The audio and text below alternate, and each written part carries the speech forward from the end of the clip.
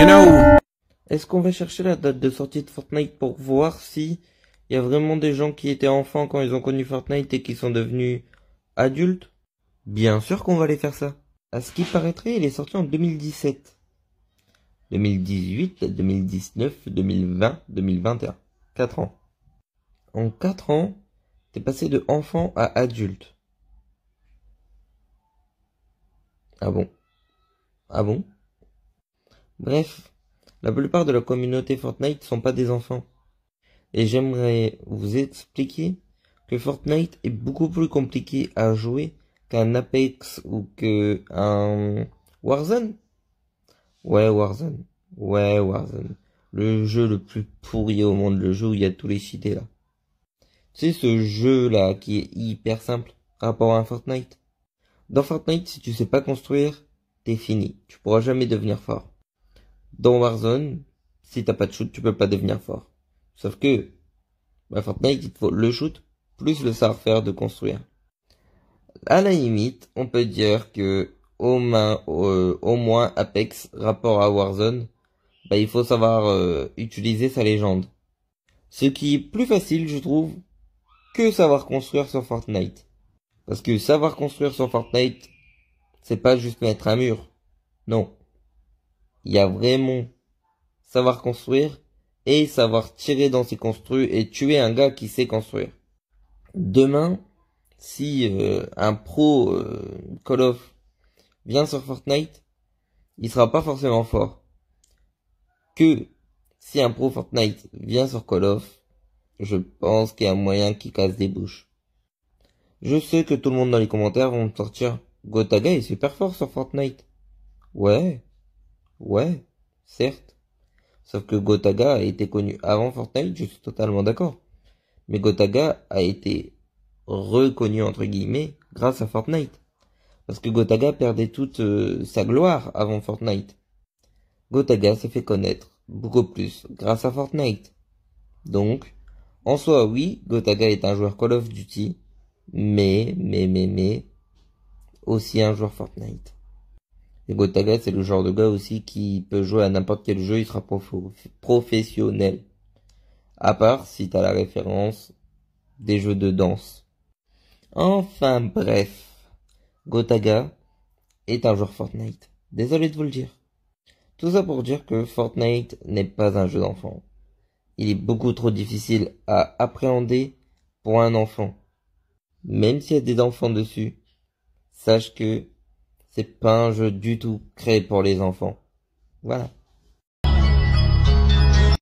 J'aimerais juste vous rappeler cette chose qui fait que le clan Hyuga a juste 500 milliards de fois le niveau plus élevé que le clan Uchiwa. Et que n'importe quel clan d'ailleurs, hein. Même le clan Uzumaki. Parce que le clan Hyuga est encore complet. Dommage qu'il n'est pas assez montré. Et tu sais pourquoi il n'est pas assez montré? Pourquoi il n'est pas assez développé? Tout simplement parce que le clan Hyuga est le clan le plus cheaté. Alors, on va parler d'un truc basique, simple. Le Tensegan. Cette arme fatale. Oui, c'est pas une arme, c'est un œil, mais vas-y, c'est une arme. Le Sharingan, c'est une arme en soi, parce que si Sasuke ou Itachi ils avaient pas le Sharingan, ce serait des grosses merdes, ils sauraient même pas se battre. Vas-y, nique sa mère, il sait pas se battre Sasuke sans son Sharingan. Enfin bref, on s'en fout. Alors, on va parler de Tensegan. Quel ennemi a le Tensegan dans Naruto ou Boruto? Amura Otsutsuki. Juste lui. On est d'accord qu'à lui seul, le clan Uchiwa, ça fait bye bye. Toneri a le Tensegan. Bref, on va tout simplement dire que ces deux personnages qui ont le Tensegan sont surpuissants. Et ces deux personnages qui ont le Tensegan sont capables tous les deux de tuer le clan Uchiwa avec une pichenette, tu vois.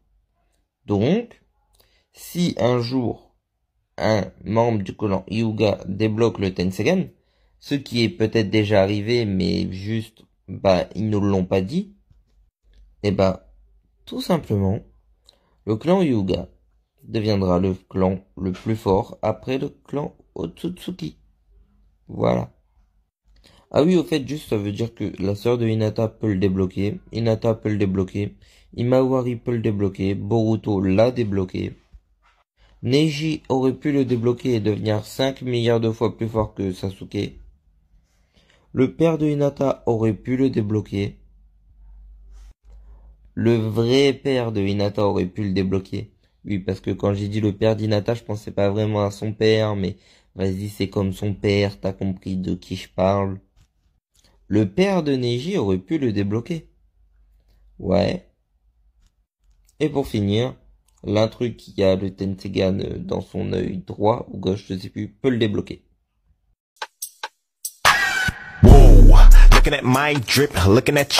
Alors je vais t'expliquer un truc.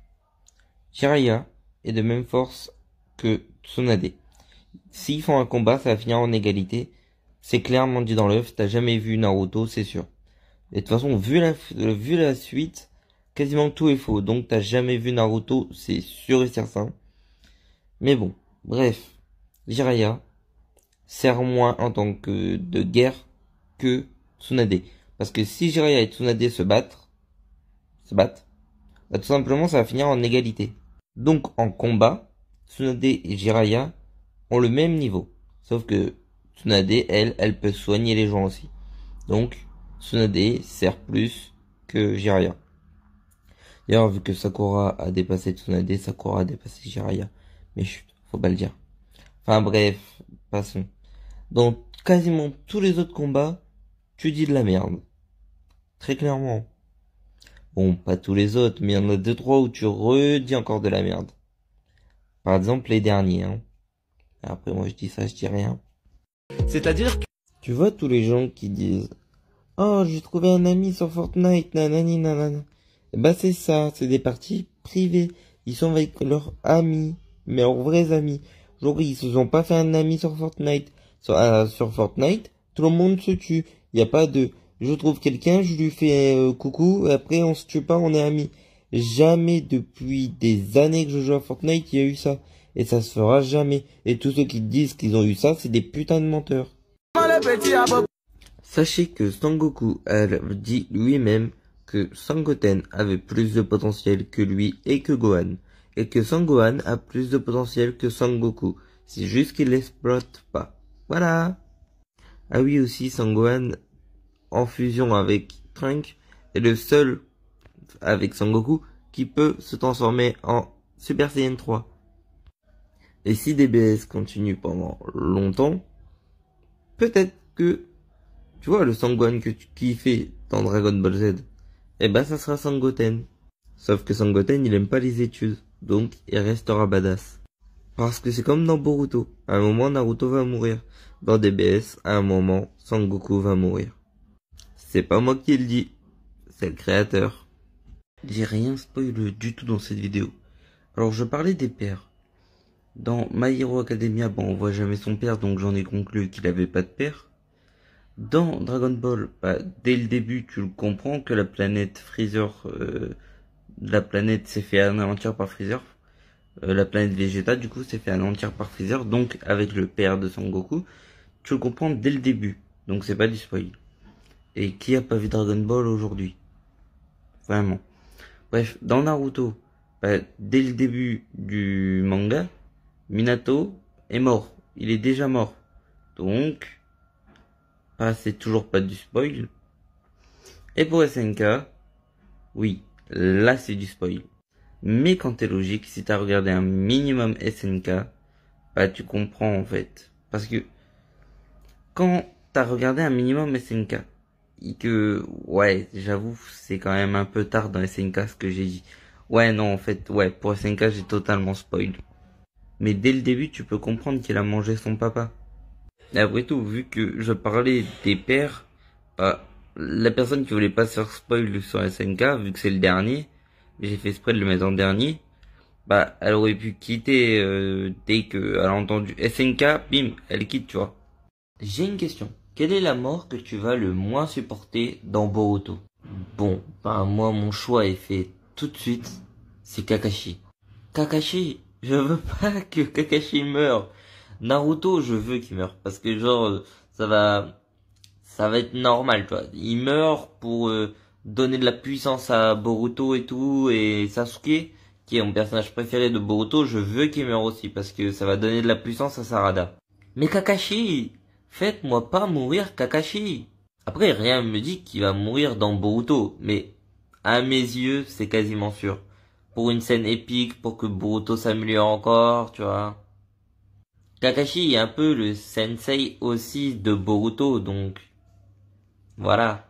C'est un peu comme le grand-père de Boruto. Bref, et celle de Konohamaru. C'est les deux morts que vraiment mon petit cœur il va pas supporter.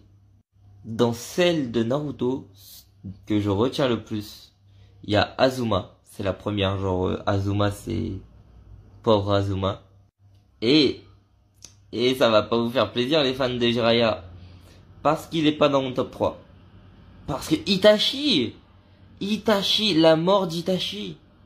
Bon, allez, je rigole, Jiraiya il passe en troisième quand même. Faut pas abuser. Moi j'aimerais savoir, il y a quoi avec les pères dans les animés? Enfin, genre, quand tu réfléchis bien, tu regardes les animés les plus connus. My Hero Academia.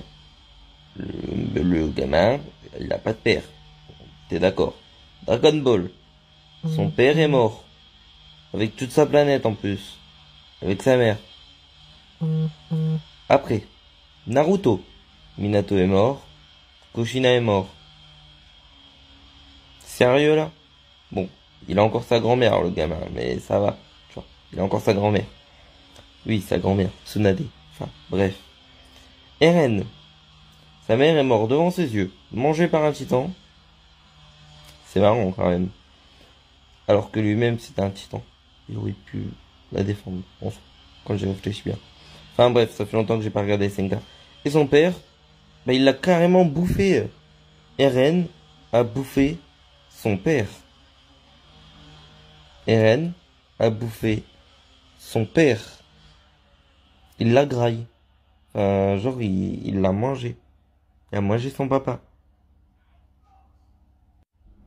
Il y a vraiment un problème avec les darons. Dans les animés, c'est pas possible. Il y a un truc qui va pas. Bon, je me dois de faire une vidéo sur Gai Sensei. Parce que vraiment, si on parle de personnage surcoté, c'est bien le premier. Je pense qu'il bat tous les autres dans les mangas. C'est le gars le plus surcoté de tous les mangas existants. Après Saitama. Vraiment, c'est... Les gens ils le surcotent de ouf. Je vous rappelle juste que Guy, tu vois, quand il y avait des problèmes, il était jamais là. Il a jamais combattu un ennemi de fort. Kizame, ouais, mais il l'a pas tué, il l'a pas battu. Kizame était encore en vie. À part lui, quel ennemi Guy a vaincu? Madara? Non, Madara a résisté à Guy. Et encore, Guy, 8ème porte, est fort 2 minutes, et, bah littéralement, il a toute une vie de souffrance après. Guy, c'est l'histoire d'un gars qui a été fort 2 minutes, et du coup, tout le monde croit qu'il est surpuissant. Il a jamais été fort dans l'anime, il a jamais rien fait de bien. Mais tout le monde le pense surpuissant. C'est un peu comme Lee. Lee a fait un beau combat contre Gaara, du coup, depuis ce temps-là, tout le monde le croit surpuissant. Alors que c'est une grosse bouse. D'ailleurs, je veux vous rappeler que Guy 8ème porte est moins fort que Naruto. Donc, lui, qui a eu un power-up pendant 2 minutes, moins fort que Naruto toute sa vie. Enfin, pas quand il était jeune, mais toute sa vie après la Grande Guerre Ninja et pendant la Grande Guerre Ninja. Donc votre gars qui est soi-disant surpuissant, pas Naruto le défonce, Sasuke le défonce, Kakashi le défonce. Ça en fait des gens qui le défoncent. Enfin bref, quand vous me trouverez quelqu'un ou quelque chose que Guy a vaincu et qu'il a géré, vous m'appellerez. Parce que pour Kakashi, soi-disant que Guy est plus fort que Kakashi, alors déjà c'est impossible parce que carrément ça a été dit que les 4 plus forts ninjas du monde entier c'était Kakashi, Naruto, Sasuke, Sakura. Bref. Du coup, trouvez-moi une preuve ou un combat que Guy a fait qui est puissant. Parce que moi, je peux t'en citer des Kakashi. Je vous rappelle que Kakashi était là à la fin. Je te rappelle aussi que Guy n'a même pas défoncé un gars de l'Akatsuki. Alors, je vais dire un truc qui va choquer tout le monde. Je n'ai jamais regardé One Piece. En étant plus grand, je précise. Quand j'étais gamin, je l'ai regardé. Mais comme j'ai pu regarder Dragon Ball quand j'étais gamin. Dragon Ball, je l'ai re-regardé. Naruto, je l'ai re-regardé. Le seul que j'ai pas re-regardé, c'est One Piece. Parce qu'en fait, ça m'intéresse pas. Je trouve que, rapport aux deux autres, One Piece, en fait, c'était limite à l'époque. En fait, je regardais quand il y avait que ça à regarder. Que Dragon Ball, je kiffais regarder. Naruto, je kiffais regarder. Voilà. Il fume. C'est tout. PS, le meilleur c'est Azuma. Pourquoi Vegeta a beaucoup plus de potentiel et est beaucoup plus fort que Sangoku? Juste une transformation. Une seule. Que Sangoku aurait jamais pu avoir sans l'aide de ses amis. Et Vegeta l'a eu à la force de sa détermination. Et c'est Gigod, et c'est Giblo. Oui, Vegeta a les deux. Vegeta l'a eu grâce à sa détermination et à sa puissance qui vient de lui-même, de son corps. Sangoku l'a eu grâce à tous ses copains qui ont fait un rituel. Voilà la différence entre Vegeta et Sangoku. Sangoku a besoin d'aide alors que Vegeta y arrive tout seul à sa détermination. Alors toi et ton cher ami, vous êtes en train de me dire que Sakura bat pas Jiraiya. Alors, je vais te le prouver tout simplement. Jiraiya est de force équivalente à Tsunade et Itachi. C'est dit, tout simplement. Voilà, ces trois personnes ont la même puissance. Itachi, Tsunade, Jiraiya. Ils sont à peu près de même puissance. Même si c'est Itachi qui les fume les deux autres, ils sont à peu près de même puissance. Ça a été dit, tu peux aller voir, il y a des interviews, bref, nanana.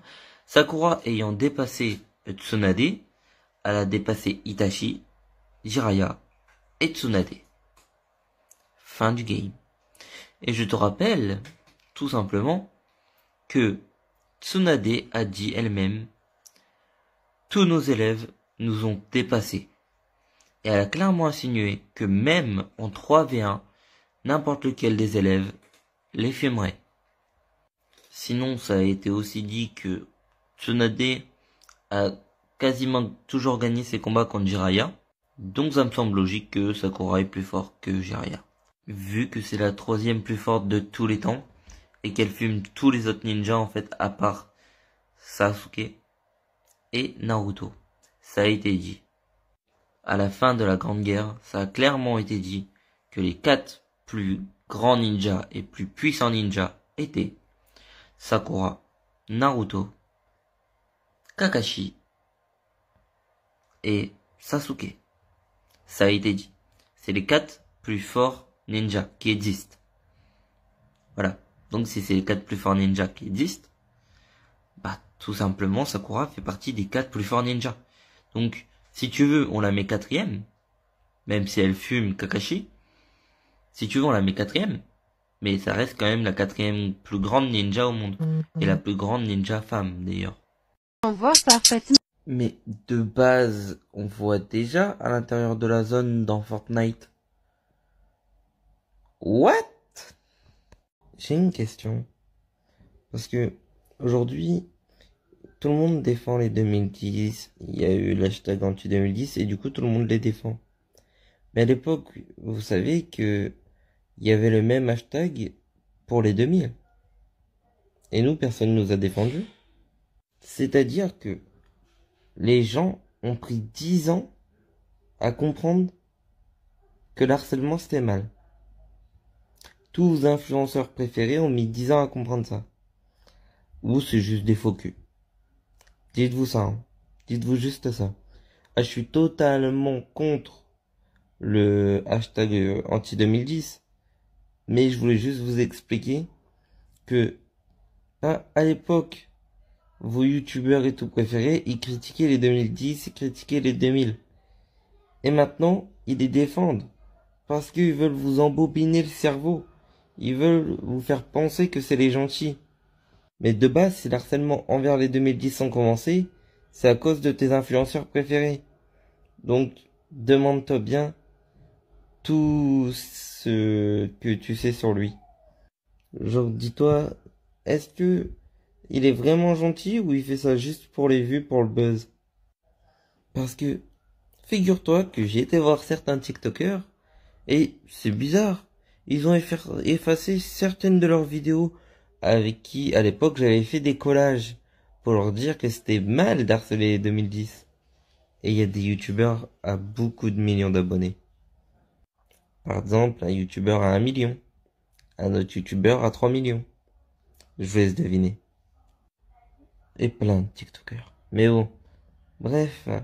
Tout ça pour dire, fais attention à ce que tu vois sur internet. C'est pas réellement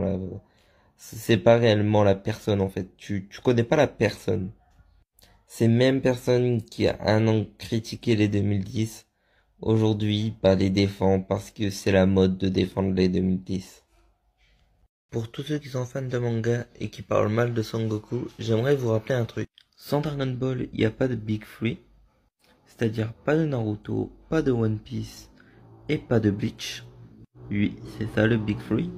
Et sans Big Three, c'est quoi? Mais il n'y a pas de manga. One Punch Man, ça n'existerait pas. SNK, ça n'existerait pas. My Hero Academia, ça n'existerait pas. Full Metal Alchemist, ça n'existerait pas. Yu-Gi-Oh, ça n'existerait pas. Blade, je sais pas moi, Bakugan, ça n'existerait pas. Enfin bref, tout ça pour dire que le premier manga qui a vraiment marché en France et qui a lancé tous les autres mangas, ça a été Dragon Ball. Dragon Ball est le papa et il a créé 3 enfants, c'est-à-dire Naruto, One Piece et Bleach. Ces 3 enfants ont créé tout le reste des mangas qui existent. Ou en tout cas, ils ont donné la possibilité de les faire marcher. En fait, personne n'aurait remis des mangas en France si ces 4 mangas-là n'existaient pas. Parce que tout simplement, sans eux, les mangas ne marchaient pas en fait. C'était les seuls mangas qui marchaient à l'époque. Même si moi, à la place de Bleach, je mettrais Yu-Gi-Oh! Attends. Je peux déjà te dire, sans trop de crainte, qu'il a plus de potentiel que Naruto. Naruto lui-même l'a dit, Shikamaru l'a dit. Enfin bref, il a plus de potentiel que Naruto. Donc, ce potentiel sera forcément exploité. Mais il sera exploité quand? Quand Naruto va mourir. Konohamaru a jamais perdu de personnes qui y étaient chères. À part son grand-père. Son grand-père, c'était quand il était petit. Donc, il a pas eu un power-up surcheaté, c'est-à-dire que, genre, il a pas fait comme Naruto, par exemple, quand Jiraiya est mort, eu son power-up surpuissant. Avant que Jiraiya meure, Naruto était faible. Il était très faible. Sans Kyuubi, avant que Jiraiya meure, Naruto était faible. Et il faut l'avouer. Là, c'est pareil pour lui. Le jour où il va avoir son mode ermite, le jour où il va avoir son power-up surpuissant, je sais pas ce que ça va être. J'imagine qu'il va maîtriser le mode ermite et qu'il va aller avoir Gamin Puntai, je sais plus comment il s'appelle. Le gros crapaud. Il a 2 fils. L'un pour Naruto et du coup l'autre, je pense que ce sera pour Boruto. J'imagine après, tu vois. Je me suis trompé, j'ai dit pour Boruto. Pour Konohamaru, je voulais dire. Enfin bref. Je pense que quand il va devenir Hokage, il va perdre Naruto, parce que Naruto va mourir, et lui il va devenir Hokage, il va avoir le mode ermite, il va devenir surcheaté, genre. Ça va être le mec le plus fort de Konoha, après Sasuke, je pense. Je pense même qu'il va dépasser Sakura, alors que Sakura c'est quand même la 3e plus forte. J'adore GTA, mais ils se foutent énormément de nos gueules. Comment tu peux me dire que à cause du Covid, ils déplacent autant leur jeu? quand il sort des packs quasiment tous les mois, des trucs, enfin pas des packs, mais des mises à jour, je veux dire, quasiment tous les mois sur GTA V, comment ils peuvent me dire que ils sont obligés de décaler un autre GTA? Si vous mettez tous vos gars qui bossent sur GTA V, allez pas me dire qu'après vous pouvez pas créer GTA 6 ou pour les remakes les décaler. Non, tu peux pas me dire ça. Parce que tous tes mecs ils sont sur GTA V. GTA V est sorti je crois en 2013 ou 2014, un truc du genre. Et vous me dites que tous vos gars sont dessus en fait. Parce que littéralement tous les autres GTA ont été décalés. Et GTA V, c'est le seul qui continue à avoir des mises à jour et nanani et nanana. Donc, ils ont mis tous leurs gars sur un jeu qui date de 2013. À la place de penser aux futurs jeux. En même temps aussi, tu me diras, GTA V est l'un des jeux les plus vendus au monde. Mais. Les gars, GTA V est pas immortel. Il va mourir au bout d'un moment. Quand t'allumes GTA V, maintenant, tu te fais chier en fait. Parce que, bah certes, ils rajoutent des trucs. Mais quand t'es un gars comme moi qui a perdu son compte, niveau, je crois, j'étais 500 ou un truc du genre. Enfin bref, je joue pas beaucoup au GTA. Hein. Et bref, j'ai perdu mon compte et que je suis obligé de retourner niveau 1. Bon, en une semaine, je suis passé niveau 150 parce que maintenant, je joue beaucoup plus à GTA.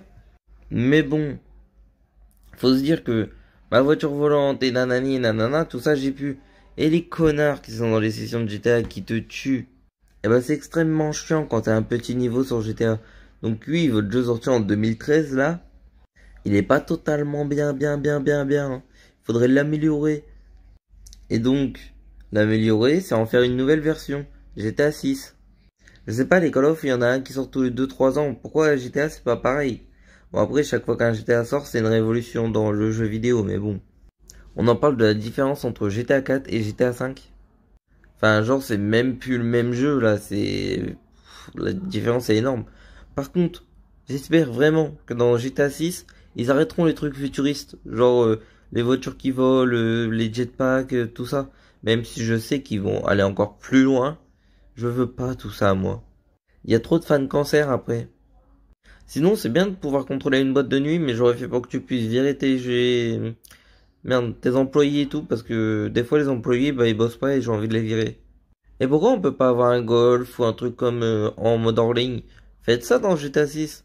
Pourquoi vous ne le mettez pas dans GTA 5 alors que c'est déjà dans GTA 5? C'est dans GTA 5 hors ligne, mettez-nous en ligne aussi, non? J'aimerais bien pouvoir m'acheter un cinéma en mode en ligne. Ou m'acheter des taxis.